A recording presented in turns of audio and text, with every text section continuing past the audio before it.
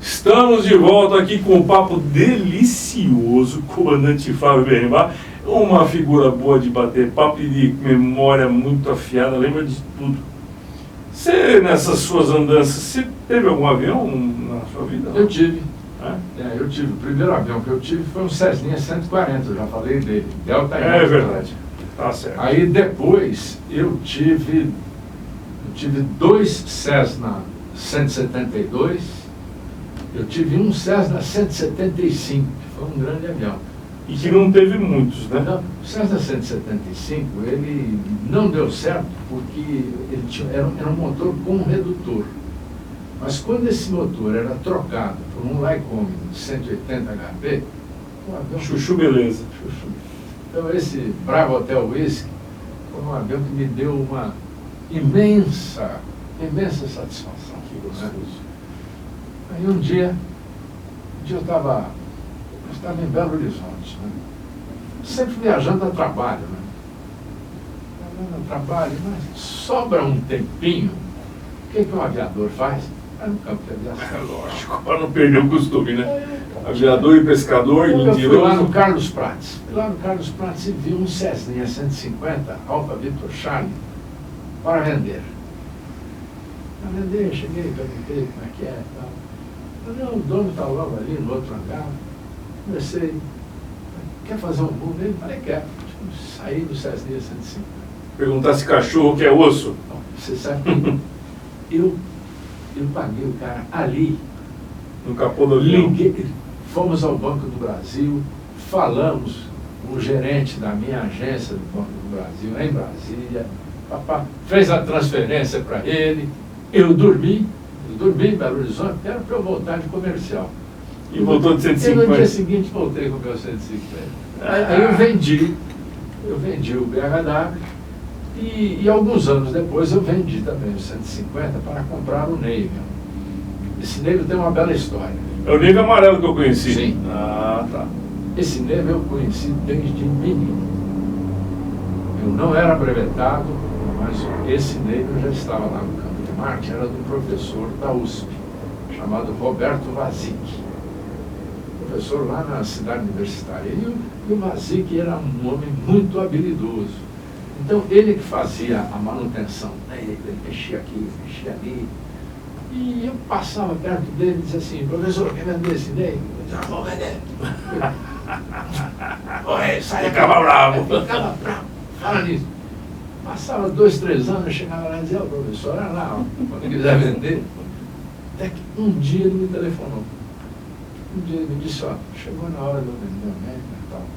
Eu falei, comprei o Navy. O Navy era azul. O Navy era azul. O Navy ele tinha feito uma porção de modificações. Imagine que ele botou um pedestal de manetes do PT-19. Ele que fez. E eu mantive. Eu achei. Daquele jeitão. Achei tão bacana aquilo ali, mantive. Mas aí eu mandei fazer um painel de móvel. Comprei um motor novo. Comprei, porque o motor original que ele tinha era um motor Continental de 205 HP. Pouco para aquele avião. Pouco para aquele avião. E eu comprei um de 250 HP. Aí ficou que bacana. era o mesmo motor do Cessna 310, que era homologado para o Navy. Aí troquei, aí resolvi pintar tudo, mudei o painel. E foi bastante. Curtiu aquele Navy, né? Eu lembro que você curtiu bastante. Agora deve ser um avião gostoso de voar. É um avião parrudo, sabe? 4 lugares. 4 lugares. É curioso porque ele surgiu na mesma época, logo depois da Segunda Guerra Mundial, concomitante com o Beech Bonanza. Eram aviões que tinham o mesmo grupo motopropulsor, ou seja, o mesmo motor, a mesma proposta, levar 4 passageiros, mas tinha 2 características diferentes. O Bonanza era bem mais leve, portanto menos resistente. E o Bonanza tinha asa laminar. Então o Bonanza andava 15 milhas A mais. Mais rápido. Uma diferença boa. Agora, o Navy a baixa velocidade, para pouso e decolagem em campo curto, porque o Bonanza é com via mista. Para decolagem, principalmente. Eu voei bastante Bonanza também, Bonanza e Debonair. Mas o Navion pousava e decolava muito curto, o que às vezes provocou alguns acidentes, tanto aqui no Brasil como nos Estados Unidos, porque a pessoa abusava, né? Ia pousar num campinho de 300 metros. Aí não dá, né, meu amigo? Fica difícil, né? Mas a maior parte dos pilotos que fazem esse tipo de coisa é porque não lê manual e não sabe a coisa profissionalmente, né? Tem hora que não dá para aguentar. O senhor tinha desejo de ser militar, né? Meu pai era oficial do Exército. Eu nasci durante a Segunda Guerra Mundial. Eu fui alfabetizado dentro de um quartel. Eu aprendi a ler numa escola regimental. Então, quando chegou por volta dos meus 15 anos de idade, eu pensei, bom, vou ser militar, eu vou vou fazer concurso para Barbacena, Escola Preparatória de Cadetes do Ar, quero ser aviador. Aí o meu pai falou, você não vai ser militar. Aí tá. Eu falei, por quê? Porque você vai ser expulso. A primeira coisa que vão te fazer é te prender. É mesmo? E depois vão te expulsar, porque você não é disciplinado para ser militar. E não era mesmo? E não era, meu pai tinha razão. Então não podia ser militar. Meu pai tinha razão. Foi fazer o curso de Aí fiz. Quando chegou a época em que o brevet substituía o serviço militar, eu fui tirar o meu brevet. Quando eu entrei na Faculdade de Direito do Largo de São Francisco, eu já era piloto. Rapaz, estou lendo aqui, em 1965 eu estava nascendo. Pois E você já estava se transformando em advogado. Que coisa muito legal. Passou para a carreira política também, né? Eu prestei concurso, depois de formado em Direito. Quando me formei, trabalhei em um grande escritório de advocacia. Hoje os grandes escritórios têm 400, 500 advogados, mas naquela época, 1964, fim de 64, início de 65, um escritório com 40 advogados, Costa Correia. E era o escritório que cuidava do jurídico da VASP, Aviação Aérea São Paulo. O Costa Correia, o chefe do escritório, ele era diretor jurídico da VASP e já tinha sido vice-presidente da VASP. Então foi uma das atrações que me levaram a trabalhar no Costa Correia, foi poder advogar para a VASP. Tudo envolvido com a aviação, que legal. Aí um dia eu cheguei para o Costa Correia e falei, pai, nós temos muito serviço no interior do estado. Em comarcas, no norte do Paraná, Londrina, Maringá, Pucarana, Mandaguari, Triângulo Mineiro, Uberaba, Uberlândia, toda semana tinha audiência. Eu falei, eu faço essas audiências, mas a gente comprou uma limusine.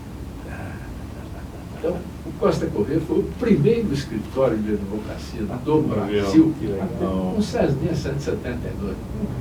Só eu que voava. Que beleza. Só eu que voava, mas Costa Correia não voava.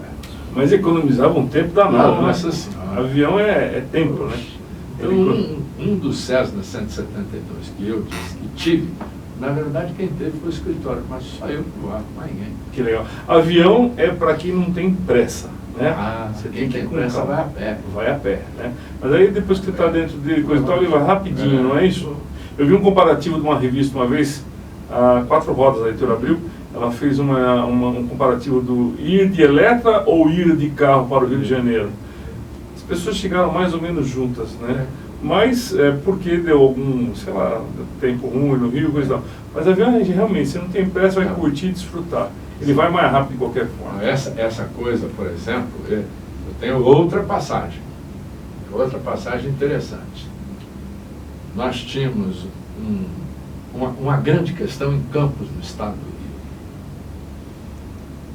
Rio. E era uma questão que estava sob a minha responsabilidade, mas como era uma questão envolvendo várias firmas, tinha uma outra firma envolvida que tinha um outro advogado.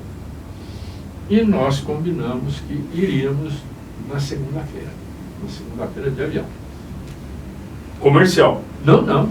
Do Cessninha? Cessninha. Iríamos de avião. Acontece que o Campo de Marte amanheceu fechado. Amanheceu fechado, aquela bruma, a gente ligando lá para a torre. Vai abrir, daqui a 10 minutos abre, só a camadinha. Eu teve que ligar para a torre, era tão legal isso. É. Caraca. Vai abrir. Bom, eu sei que eu olhei no relógio e falei, olha, nós tínhamos prazo para entrar com recurso. E prazo é peremptório. Perdeu o prazo, está perdida a ação. E eu digo, olha, se nós sairmos de carro ao meio-dia, eu tinha um JK, se nós sairmos de carro ao meio-dia, antes das 6 horas nós vamos chegar lá. Então nós vamos esperar até meio-dia. Começa a acontecer o seguinte, ao meio-dia a torre disse, não, mas vai abrir, 5 minutos. E não abriu. Eu sei que quando nós saímos era 1 hora da tarde. Ai. Mas de avião? De avião. Bom, aí seja o que Deus quiser. Saímos, paramos no Santos Dumont. Paramos e eu disse para esse meu amigo, tu desce, compra 2 sanduíches, 2 garrafinhas de água, que eu vou fazer o plano, abastecer o avião e vamos tocar. E assim foi. Então, 15 minutos ali e saímos. Bom, mas aí saímos em cima da Serra dos Órgãos. E o tempo começou a fechar. O tempo começou a fechar, parou tudo. Aí nós não ter que voltar. Aí perdeu o carro. Perdeu o carro, nós não vamos ali. Aí eu fiz 180 graus, fiz 180 e tal, mas aí eu vi que tinha, que estava meio limpo para o lado do mar, né? Aí falei, eu vou seguir essa linha de litoral até chegar lá. Até chegar lá. E assim foi. Estava 15 para 6 e eu ainda estava voando. Aí chamei lá, Rádio Campos. Apartando o Bravo Romeu Novembro, por favor, sargento, faça um grande favor. Ligue para o fórum para avisar o juiz fulano de tal que os 2 advogados de São Paulo estão chegando. Que legal, hein? Não, já existia um respeito que naquela coisa, época, né? muito bacana, né? Então, eu sei que eu pousei lá 6 horas, o meu amigo saiu correndo com os 2 recursos, enquanto eu amarrava o avião, sabe? Aí cerveja no restaurante além para poder relaxar. Aí à noite, aí no dia seguinte voltamos a subir. Que curtição, né? Você foi ministro do Tribunal Superior Superior Tribunal Militar, 10 anos. 10 anos em Brasília. Uhum. Quando você... Tem uma história boa a respeito disso, hein? É. Podemos contar depois dos intervalos? Pode. Então tá bom, já voltamos daqui a pouquinho.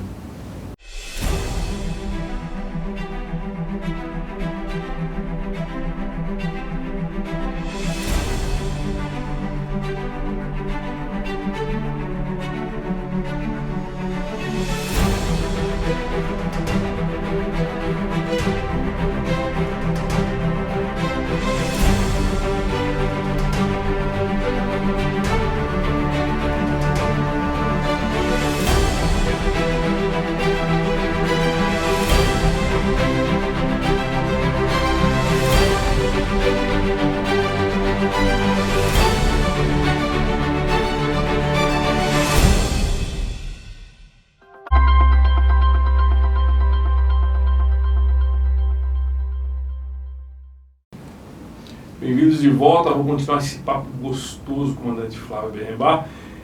Antes de te perguntar o que aconteceu no tribunal, coisa e tal, eu queria te perguntar o seguinte: como é que foi essa história de você voar caça na Força Aérea Inglesa? Que honra, hein? Royal Air Force, foi uma honra.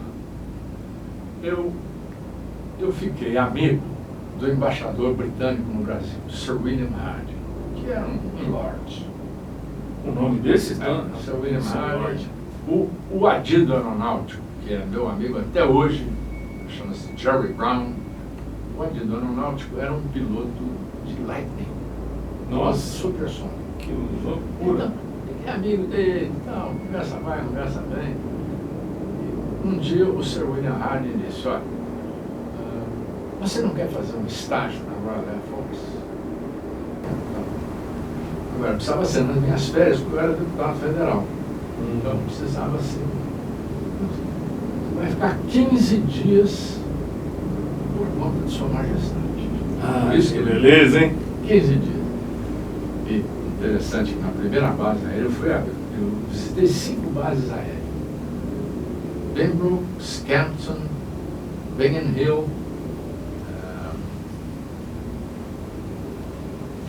enfim, agora me faltou. Chibnall foi onde eu mais voei. Eu sei que a primeira em Pembroke, à noite, sempre lá tinha um oficial, cuidar de mim e tal, mostrando tudo. Aí ele foi me levar na porta do meu quarto e disse, olha, o senhor é convidado de Sua Majestade. Nossa, que chique, hein? Todas as suas despesas são por conta de Sua Majestade, exceto bebida alcoólica. Então, ele disse assim, Sua Majestade não considera a cerveja bebida alcoólica. Bela dica, hein?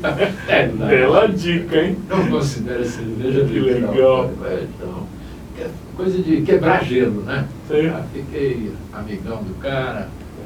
Aí eu fui convidado.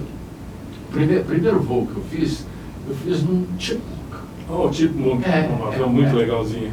Primeiro voo foi num Chipmunk. Chipmunk era como se fosse um Fairchild PT-19, só bem mais levinho, bem mais acrobático. Então eu voei em Scampton, num Chipmunk. E no mesmo dia, à tarde, eu fui fazer um voo de Hawker. Eu nunca tinha voado um jato. Nunca tinha pilotado um avião de alta performance. O Hawker é o que é da Marinha Brasileira, né? Usou, não usou? Qual que era da Marinha Brasileira? Não, Marinha Brasileira não. Não? É o Hawker Siddeley Hawk, que é o treinador elementar da Royal Air Force até hoje. Um dos aviões mais vendidos no mundo. Então eu fiz um voo em Scampton, um voo de familiaridade no avião, e aí depois fomos para Chibnall, que fica na costa da Cornualha, e lá em Chibnall eu fiz um curso de voo. Fiz vários e vários voos. Depois eu fui para uma outra base, agora me lembro o nome, chamada St. Mogan. E em St. Mogan eu fiz um voo de Nimrod, aquele bombardeiro de patrulha, quadricator. Um voo de 7 horas. 7 horas? 7 horas. Caramba, um voo cansativo, hein? Voo de exercício com um submarino britânico, Oberon. O voo teve que ser suspenso porque o Nimrod recebeu um pedido de socorro de um barco de pesca espanhol. Mas você foi junto com ele? Eu estava lá, tripulação de 10 homens. Nimrod teve uma tripulação de 10 pessoas. Que bacana. E, então, quando foi localizado esse barco, que chamava Santa Susana, tudo isso eu tenho documentado porque a tripulação do Nimrod tirou um monte de retratos, inclusive meu pilotando o Nimrod. E eu tenho muito orgulho nessa foto, porque eu estava fazendo exatamente uma curva padrão. A curva padrão a 1000 pés de altura, o climb a 0, viu? Perfeita. A curva é perfeita. Tirar uma foto na hora que a curva deu. Deu sorte, uma não? hora dá certo. Não, deu sorte. Uma hora não. dá certo. É um aviador, né? Bom, então, só depois que eu fiz esses voos no Rock, é que eu consegui voar o Chavante na FAC.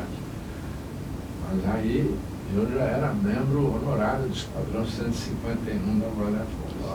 Que honra, hein? Aí fui lá, falei com o ministro da Aeronáutica, quero fazer um voo de Chavante. E fiz um voo também inesquecível de Chavante. Que é um belo avião, hein? Que foi a maior revoada, a maior última revoada feita no Brasil, no dia 7 de setembro. De Chavante? Só Chavante? Não, mas tinha Mirage, tinha F5, tinha 60-30, 116 aeronaves passaram o eixo monumental em Brasília. Que coisa. Dentre as quais 48 Chavantes. Agora, eu era o único civil, o único paisano presente era eu. Que honra, hein? Pois é. Que honra. Eu fiquei muito feliz. Então, tenho muitos amigos na Força Aérea Brasileira. Eu também. Eu sou honrado em falar isso. Tenho muitos amigos. Em qualquer reunião de aviadores, eu me sinto bem, me sinto em casa. Então aqui você está em casa, porque tem 2 aviadores aqui com você, 3. E depois é o seguinte, para que 2 aviadores se respeitem e se queiram bem, né, isso não depende de ideologia. Não preciso saber quem você votou, e nem vice-versa. Não depende de bandeira. Não é? Não. Eu tenho amigos aviadores em vários países. Há um ano atrás, eu tenho até foto aqui, eu aluguei um Piperzinho Tomahawk em Ushuaia, no extremo sul da América do Sul. Peguei lá um piloto de 19 anos, um piloto que conhecia a região. Eu falei, eu quero ir até o Cabo Horn. Nossa, de Tomahawk, que legal. De Tomahawk. Quantas horas de voo? 1h20 para ir, 1h20 para ir, e 1h05 para voltar, porque o vento predominante é sempre vento sul, né? Então eu fiz esse voozinho. Eu não vou mais, Desde os 75 anos eu parei de voar, porque não passei mais no exame de vista. Então, uma médica da aeronáutica me disse, o senhor vai parar de voar, e eu respeitei, tem que ser assim. Foi bastante, está muito bem. Então, agora de vez em quando eu vou, mas vou sempre com outro piloto. Com quantas horas de voo? Eu tenho a impressão de que eu devo ter feito mais ou menos 4.000 horas de voo. É bastante para uma pessoa que não é profissional. Tudo no pé e mão, nada no piloto automático, nada. Não, é bastante. Agora, em 200 tipos diferentes de aeronave. É mesmo, que legal, que bacana. Agora, deixa eu voltar aqui no Supremo Tribunal Militar. Superior Tribunal Militar, me desculpe. Tem um caso lá que eu li, que eu queria que você comentasse ele. Esse foi um caso, quer dizer, eu fiquei 10 anos no tribunal, muitos casos rotineiros, mas muitos casos interessantes. Alguns casos juridicamente intrincados. Esse caso aconteceu há muito tempo, né?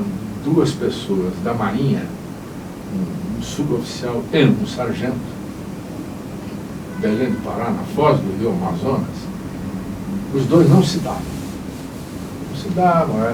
Não se bicavam. Era público e notório e não se bicavam. Aí, um dia, saíram os 2 numa lancha e quando voltou, a lancha voltou só com o sargento. O suboficial não voltou. Onde é que ele está? Não, ele desceu aí, pediu para descer. E 20 dias depois, um mês depois, aparece um corpo. Parece um corpo todo comido. E naquela época, DNA... Não existia? Não existia. Eu sei que o cara foi condenado. Foi condenado por homicídio. Condenado pela Justiça Militar por homicídio. Ele saiu de Belém do Pará, ele foi morar lá no interior da Amazônia, sei lá onde. Um dia, alguém chegou para ele, aquele cara que você matou, aquele cara tem uma borracharia lá na cidade do Rio Grande. Ele é dono de uma borracharia. Que absurdo. O cara tomou barco, ônibus, avião, foi lá. No Rio Grande do Sul? Foi a Rio Grande do Sul. Nossa. Chegou em Rio Grande, viu que era o cara e deu um tiro nele. Matou o danado. Matou e foi se entregar. E foi se entregar na Capitania dos Portos. Pô, ele ficou preso 9 anos, o cara estava louco de raiva. Aí o caso voltou. Quando chegou lá, ele falou, ninguém pode ser condenado 2 vezes. Esse crime ele já pagou. Ele já pagou por esse crime. E ficou livre? Lógico. Puxa, que coisa, hein? É verdade, claro. O cara ele já tinha pago por um crime que ele não havia cometido. Na hora que cometeu, acabou. Anulou a sentença. Anulou. Você que anulou? Eu fui o relator do caso. Quem anulou foi o tribunal. Que coisa, hein? Quando você voltou de Brasília, que acabou... Você lembra alguma história de tribunal militar? Não me lembro muitas. Essa é uma bem legal. Então tá bom. Quando é que você voltou e retornou para São Paulo? O que você fez aqui? Você começou a advogar de novo? Sim. Eu tinha sido procurador do Estado de São Paulo, mas tempo de aposentadoria. Então, eu abri um pequeno escritório de advocacia com uma cunhada minha, irmã da minha mulher. Nós dois aposentados, temos um escritório aí na Conjunto Nacional, e eu tomei a decisão, desde que me aposentei, eu não atendo mais clientes. Eu só trabalho para colega. Só atendo, Sou advogado. só atendo colega. Quer dizer, eu só trabalho com processo em papel. Eu não quero conversar com a parte, saber se o marido bateu na mulher, se o cara não pagou aluguel. Você faz análise do papel e boa. E pronto, dou meu parecer, faço um recurso, faço uma sustentação oral no tribunal, já fiz várias. Algumas a gente ganha, outras perde, é da vida, faz parte. Isso faz parte mesmo. Eu sei que você lançou vários livros. Como é que tá? Vai lançar mais livros para a gente poder se divertir? Esse ano tem 2 livros. Tem um livro, que são alguns amigos meus que estão fazendo um livro comemorativo dos meus 80 anos. Então tem muita gente aí opinando, dando palpite. Alguns me fazem umas perguntas que eu estou tentando responder. Deve sair até o final. É um livro a 200 mãos. Agora, um outro é uma coletânea de 40 anos de crônicas de aviação que eu escrevi em várias revistas. Você vai ter que vir aqui que eu quero falar desse livro aqui. Eu estou reunindo, eu já tenho uma editora, não está contratada ainda, mas já está mais ou menos acertada. Eu já tenho um amigo que vai fazer o prefácio, que é um colega meu de turma, que tirou o brevê junto comigo e que é um embaixador de carreira, membro da Academia Paulista de Letras e que me deu a honra de fazer um prefácio. Ainda não começou. Que legal, eu quero esperar. Então tem 2 livros aí. Eu vou esperar esse livro aqui. Pessoal, vamos terminar aqui. O Flávio Flores da Cunha Berrembá nos enalteceu com sua presença, com histórias incríveis. Volte sempre, Flávio, a casa é toda sua, tá bom? É um maior prazer. Quero agradecer a presença do comandante Mendes Júnior, Foi um prazer também conhecê-lo. do Valdir Lopes e da Muito Érica obrigado, Gimenez. Valdir. Muito obrigado. Obrigado a vocês. Valeu, um abraço a todos.